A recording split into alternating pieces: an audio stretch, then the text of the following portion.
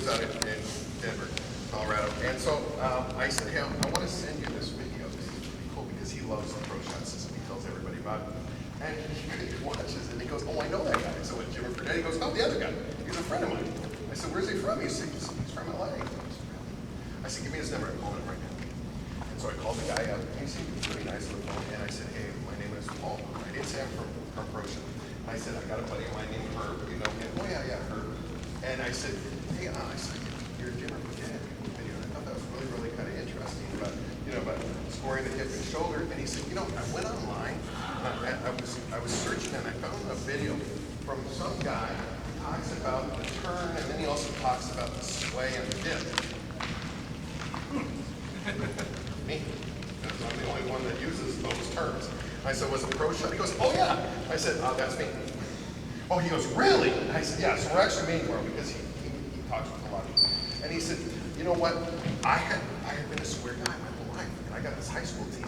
And I started turning them, and they started making all their shots. It was unbelievable. So now he goes around the nation, and he talks to NBA players about the turn. And most of them say, I don't even know if I can do it. Okay? I want you guys to watch the video. This one is going to change the way. How many guys think like all NBA players know what they're doing? Well, most NBA players have no idea. It's the craziest thing. I want you guys to watch this. This is kind of crazy. By the way, real fast, when I was in your age, or even before, we used to get reruns of a show called The Twilight Zone. It was the plot would go one way, and it made no sense. You've seen this, right? And the plot made no sense, and then it would go the other way. Come in so you guys can hear this, because this is good stuff. So this whole thing reminds me of The Twilight Zone. It makes no sense to watch. This is my favorite video.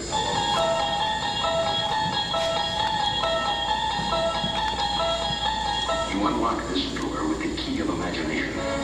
Beyond it is another dimension. A dimension of sound. A dimension of sight. A dimension of mind. You're moving into a land of both shadow and substance, of things and ideas you just crossed over into the Twilight Zone. Submit for your approval. Meet Stephen Curry, considered one of the finest basketball shooters ever. A man with a great skill that others only can dream to possess. And while Stephen can shoot the ball well, he lives in a dimension that does not allow him to explain why he shoots the ball so well. How did you learn how to do that? If a parent was going to teach their child how to emulate what you do with the release, what would you tell them? When you're in the gym practice, I used to practice with somebody taking the ball wherever I caught the ball from. I'd shoot it from that spot, so I would never drop the ball down lower than the level where I caught the pass, so that there wasn't any wasted motion. I would never drop the ball down lower than the level where I caught the pass. In other words, I would never what? Thank you. But Stephen Curry dips the ball every time when he shoots off. Every time. Stephen thinks he's not bringing the ball down, but he does on each and every shot.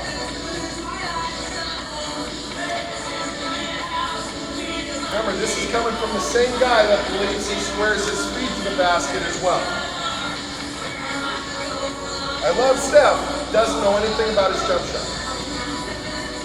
Kind of crazy.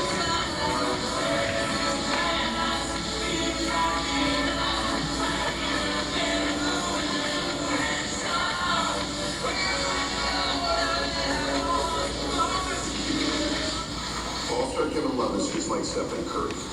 He believes he is doing one thing, but in reality, he's doing the opposite.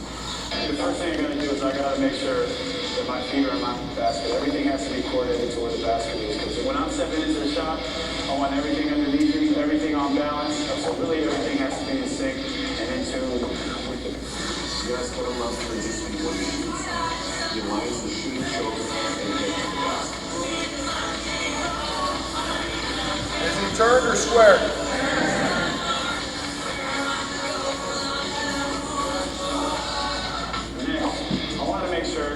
I'm not shooting completely all with my arm. That's going to make for a flat shot and give you no arc. Everything needs to be on balance as you jump straight up. And that's what I call the jump shot. You have to jump right into it, you have to be on balance. So when I jump, I almost want to land in the same spot. Straight up and down.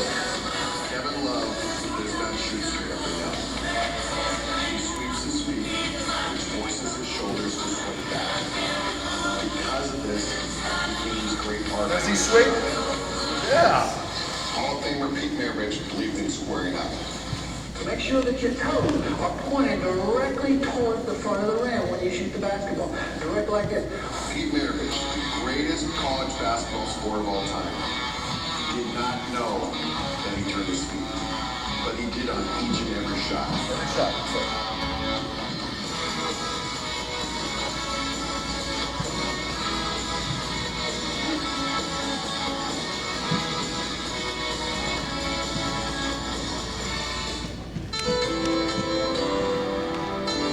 In the book Blink by Malcolm Gladwell, he writes about tennis coach Vic Brayton. In the 1970s and 80s, Brayton would ask the top tennis players to explain their tennis stroke. He discovered most players would say, "I just hit the ball." Later, Brayton was talking to baseball legend Ted Williams on hitting a baseball. One of the greatest hitters of all time, Williams claimed that he could see the ball hit the bat. Brayton explained to Williams that they had done research and it was impossible to see the ball hit the bat. Williams finally admitted, "Well, I thought I saw that happen." Much of the time, what a player believes he is doing and what he is actually doing are quite different. Jeremy Lin has a quick jump shot. From the time he receives it to the time he releases it, the count is 0.6 seconds. Ray Allen has been clocked at 0.73. The typical NBA jump shooter is 0.8 to 1.2 seconds. In other words, these players shoot in a blink of an eye. And there lies the problem. The shot is so quick that the majority of NBA players believe they are doing what they have been taught: square the feet, shoot straight up and down, and don't dip. From the time a player catches it to the time he releases it, that player is on an automatic pilot. But if I guarantee you, if you ask an NBA player to describe their jump shot, they will not say, "I turn my feet, I swing with my shoulders rolled back, and I hit the ball." They won't say it, but they all do it. Almost done here, guys. Remember, all I'm offering is the truth, nothing more. The problem is that most coaches, parents, and young players truly believe these misinformed NBA players are the all-knowing when it comes to accurate shooting. That they are the truth, and if they listen to them, little Bobby or little Susie will become a great shooter.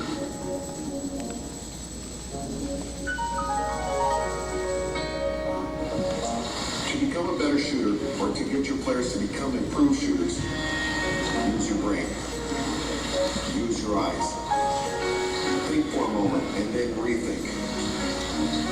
Watch the best players and ask yourself, how do great shooters really shoot? Watch these players over and over. Do they really square their feet?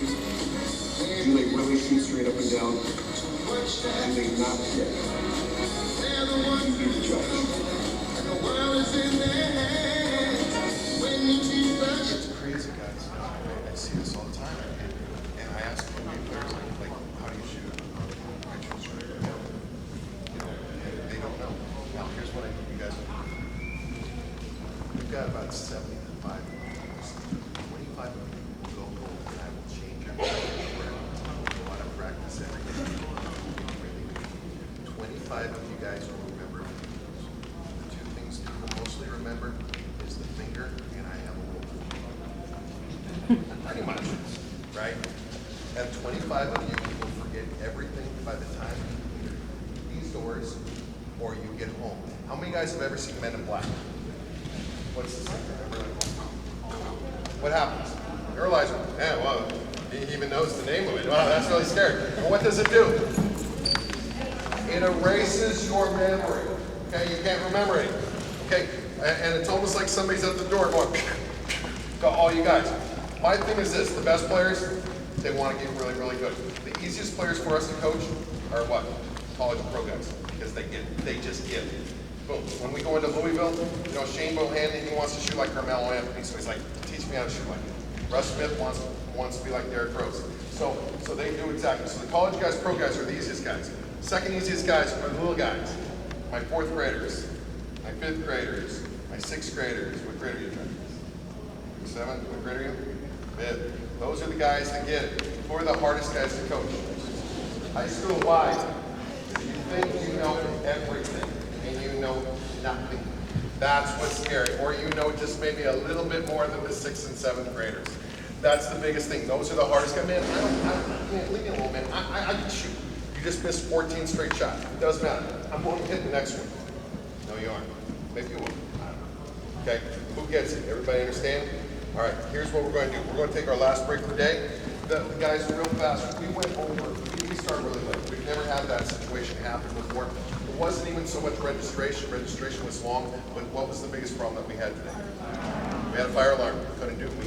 So we're going to go to about 20 after, because we started about 20 minutes late, which is the first time we've had that happen. We would have only started about 5 minutes late. We had the fire alarm, so we started 20 minutes late, which means we are going to go 20 minutes over. If you have to leave early, I fully understand. I know people have places they got to go, but we are going to go to about 4:20 today. Coach, that's okay with you? Yep. Correct? Okay, because I don't want anybody going, oh, you took 4:20 on time. I don't want to do that, okay? Guys, what? Yeah. 120. This is on East Coast time right here. Sorry, guys. Okay. How about let's go 120? Okay. Hey, you guys take a break. We'll be right back.